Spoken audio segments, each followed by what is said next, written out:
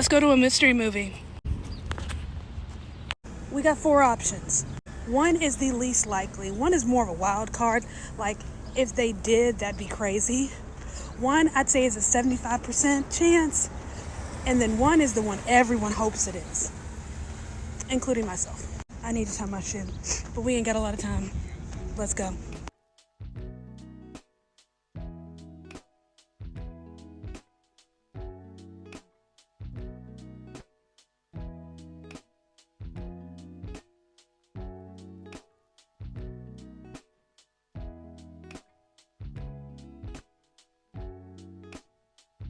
All right, let's talk about it. So that was The Bike Riders, directed by Jeff Nichols, stars Austin Butler, Jodie Comer, Tom Hardy. Let's just get the negative out of the way. So the movie's good. It's great, but it's just south of greatness. It doesn't quite reach it. It's not thick enough. It's a little thin.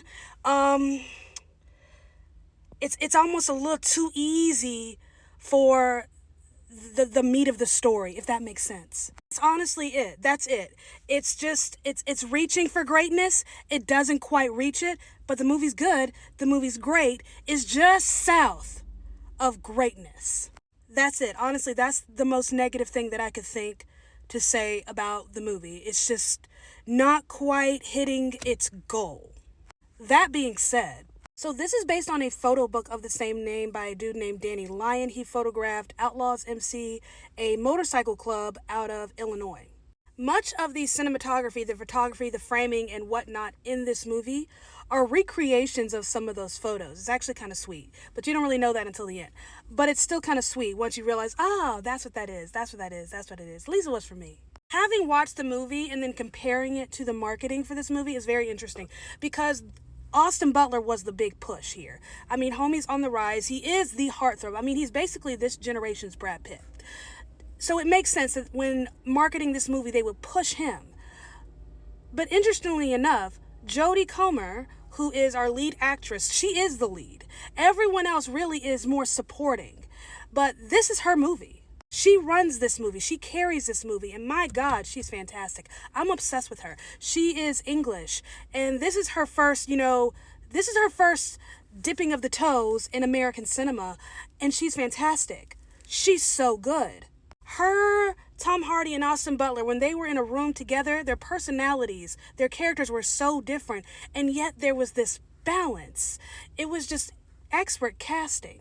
Tom Hardy reminds me a bit of Gary Oldman, in that both of these actors have no problem disappearing once they get on set. They have no problem just completely transforming, becoming unrecognizable, stripping away themselves just to commit to a character. Tom Hardy is very much like that because he's been on screen before and I'm like, hold up, that's him. Same with Gary Oldman. He's been in movies that I've seen 1,000 times only for me to find out years later that was Gary Oldman. My point is, I like the way Tom Hardy acts. I like the way he kind of just strips out of his own skin and commits to this new character and just becomes this other person from head to toe. The way he walks, even the way his body is proportioned, voice, everything. He just transforms, and I appreciate that so much. Austin Butler, I have so many questions. This is the quietest I have ever seen him on screen before. And I'm not talking about anything that he's done prior to Elvis. I mean, he's only had a couple of projects out since Elvis. But I feel like Elvis was a turning point. That's when it clicked. That's when something really clicked with his career. And he started to really become a movie star. And I feel like this is the quietest and most emotional that I've ever seen him. Because his character, Benny, we're going to talk more about him later. His character, Benny, is an empty shell of a man. He's quiet. He doesn't say a whole lot. So much of what Benny has to say, so much of who he is, shows on his face and his body language. He's just very absent and emotionless. He doesn't feel anything. And yet you can tell he's just searching and begging for something, whether that's to feel something or feel nothing at all, whether that's more life or it's a quick. And he likes to go a little method.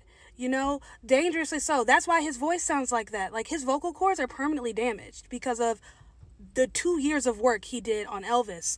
But I would love to know that headspace, because right after he filmed Dune Part 2, he went into this. So he went from Faye Rotha, who is psychotic, sociopath, who just likes to hurt people just for funsies, to this shell of a human being. I mean, just emotional extremes.